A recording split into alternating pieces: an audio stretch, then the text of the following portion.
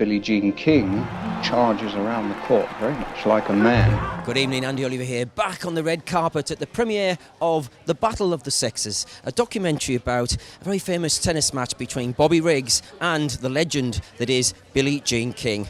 I'll be hoping to catch up with some former tennis players and celebrities here at the premiere. Now, where's me strawberries and cream? I didn't have any idea we were going to get different prize money. And I go, what? He got $2,000, I got $750. Let's try to get a tour started. We can do this. Well, I think the anniversary, the 40th anniversary of the WTA, it's the 40th anniversary of when I played Bobby Riggs, and also it's the 40th anniversary when the U.S. Open offered equal prize money as well for us. So it's very it's a focal point. It's an anniversary, many anniversaries, and I think it's very exciting. It's amazing. I've never seen a lot of this footage myself, so it's bringing it together. And James Erskine, who found the footage of Margaret Court and Bobby Riggs, it was going to be lost. So if we hadn't been doing this film, if New Black Films hadn't done it, that would have been lost forever. So there's some wonderful things that happened and relationships being built, and Zara doing so well. So Zara Hayes, the other co-director, and then Victoria Gregory being a producer of New Black Films, and then Kaleidoscope being the distributor. I mean, it's been as usual, it's teamwork. It's a lot of people coming together, making something happen in a terrific way, and I guess the reviews have been fantastic. I'm too close to it to know. I appreciate that people thought highly enough of us to even want to do it and put it together. So I'm very indebted to New Black Films and to everyone that's involved in making this happen. The women's movement was going to change things, and we would be a part of it. I'd just like to talk about the collaboration between you and Billie Jean. What was that like?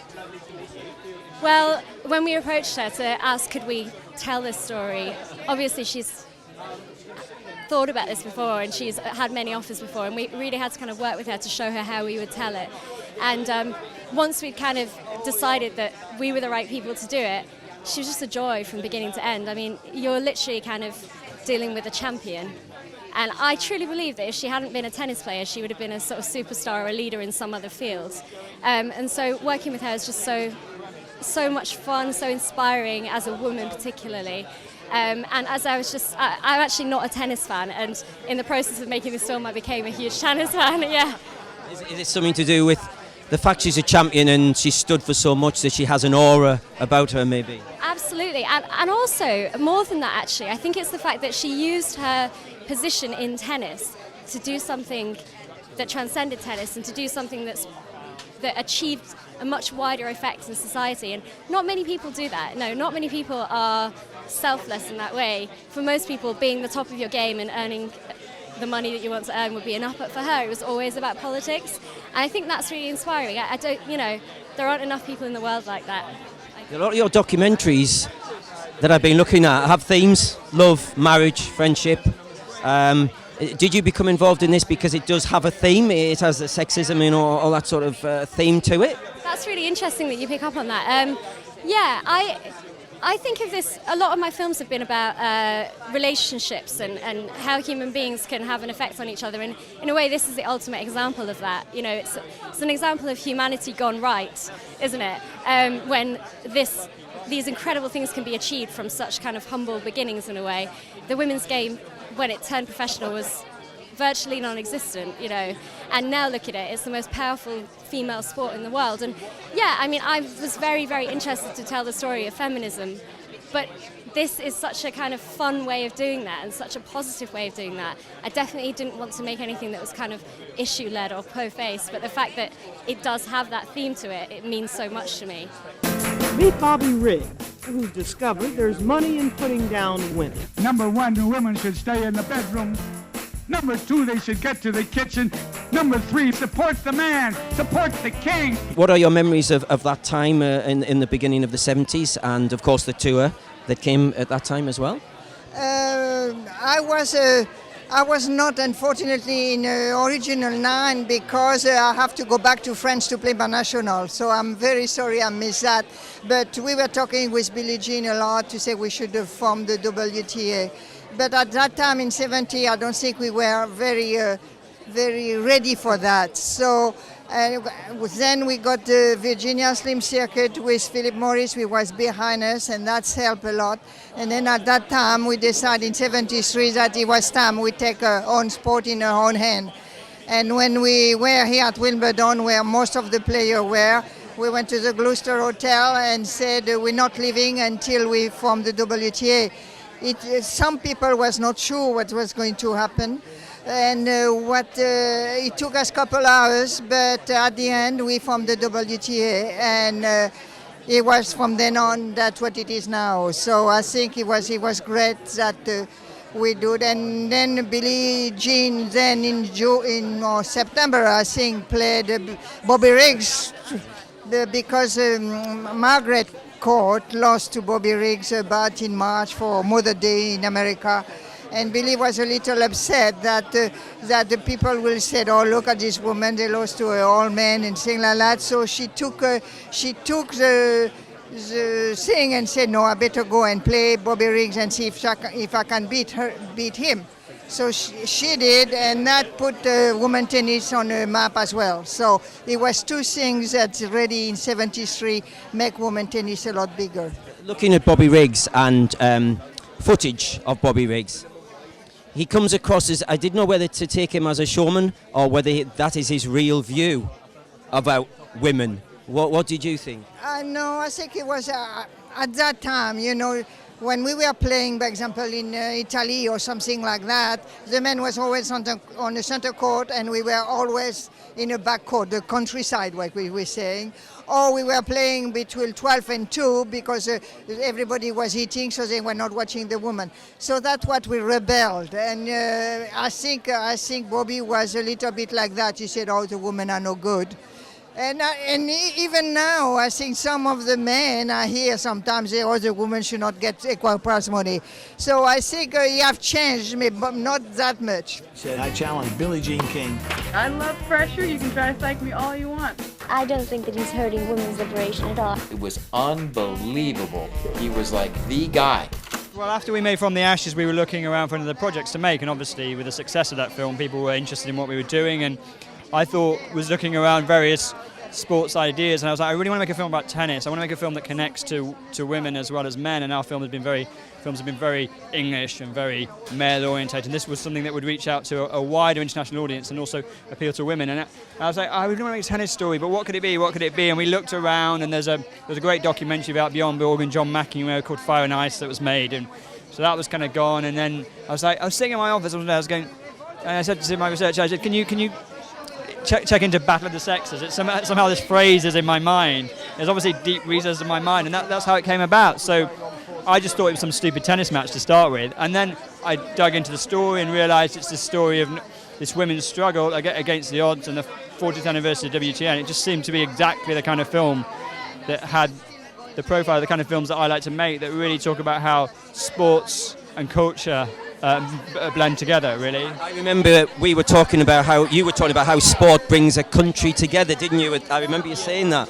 Is that along the similar lines with this one? How tennis might have brought obviously the political themes behind this brought the USA together as a country. Yeah, I think that's true. I don't know if it brought the USA together. I think it helped define an issue, a very important issue, which was on different lines. It wasn't on lines of nationality; it's on lines of gender. But yeah, it's about. So sport is about victory, and in a way our films sort of analyse what victory means to the group of people that are supporting the hero or the group of heroes, and so that was really important to convey with this story. And I just felt it's a story. To me, it was like if I was going to make any sports film, I'd make a film about the Rumble in the Jungle when we were kings, of course. But this, to me, had all the elements that it had extraordinary characters in Bobby Riggs and Billie Jean King in very different ways that were symptomatic of an era. And I thought, if we can find great archive, if it still exists, and if people are willing to cooperate, maybe there's a really great story that will move people, and make people go, yeah, I mean, an old football match, an old cricket match, how do you get people really engaged with it? Well, you kind of remake it as a movie like it's a battle scene, and what could be more battle than the Battle of the Sexes? The match is for $100,000. Some people are mortified at the circus atmosphere surrounding this match. Can you tell us why you became involved in this movie and your involvement in it? Well, obviously, you know, we were asked, and they came to Charleston to discuss the original 9, which we were celebrating our anniversary, 40th. So we were very excited to be a part of it, and I think it's always great and when you can do a documentary and talk about the history of women's tennis, and it's always nice to know that you were one of the pioneers and instrumental in what the game has become now. So yeah, I think it's a wonderful, wonderful idea. And in terms of Billie Jean, what would you say stood out in her character the most? What made her the player she was, and what made her the person she was that changed so many sporting lives, really? Well, she was a leader, without a doubt. You know, she was somebody who stood behind her word, carried a lot of conviction, and she was in the perfect place. She was number one. People listened to her. Sometimes it was difficult with her peers because obviously they're very competitive, you know, but that was the hard part of trying to get all the women, you know, in one room, going in one direction, thinking the same way. So there were some pros and cons, but bottom line, she had the determination, she had the vision, and she was able to command the attention of those, her peers, as well as those that were on the other side that were very skeptic about the women and whether they would actually be able to rule themselves and you know, create a situation where, you know, they could really be a force in sports. And I think it took somebody like her and someone who had access to the media, who had access to the top of the echelon that made difference in tennis. You know, the USTA, the LTAs, the ITFs, you know, they had to listen. They had to listen. And there's a lot of celebrations happening this year as well. Are you involved in those? Well, we have our celebration on Sunday at Wimbledon for the WTA's 40th anniversary, and so some of the founders will be here as well as all the past number ones. So it's going to be a great gala, and you know, we're looking forward to seeing all our friends and all the new friends and everybody that's going to be involved. So it's pretty exciting. We all worried that Billie Jean might lose. Plan to bomb Billie Jean to sit back and have women's live about another 20 years. I wasn't just playing for myself. This was for everybody. I'm involved with tennis and the creation of the WTA Tour. We were all involved because what Billie was trying to achieve was equality between men and women and having the rights to be able to ply a trade, as it was, and it happened. Margaret Court played Bobby Riggs before, and then Billie, of course, did the good job of beating him. So we all, as athletes, we were all involved and cheering massively for Billie, but she had the guts to step up to the plate. It will bring back good memories, but it'll also bring back frustrating memories for you as well. It was a frustrating time for women's tennis in general. Well, in terms of the pace. Yes, it was, but you know, it's good. It's mostly good. The bad memories, you just sort of shrug your shoulders. That was then. You know, there's no use to hark back on things. So we just look forward and make it better and more attractive and have sports accessible for everybody. If it's tennis or whatever, I think it's wonderful. Do you get a chance to go to Wimbledon still? Do you come back every year? No, I'm a member at the All England. So I live in London. I'm Swedish, but I live in London, and it's a huge privilege to belong to such a club, and also for all the good that the All England Lawn Tennis Club does insofar with creating opportunities for people, youngsters, to participate in tennis in general. So I'm very happy to be here on part of tennis, on part of women's tennis. It could damage us if I didn't win. It transcended tennis. I was just in awe. There's a lot of documentaries that are very sad and very heavy and very tough. This is really a celebration, and I think people that see it will see that the younger players talking at the end, that this is a continuum of improving things, but it's really a celebration of victory in many ways for equality.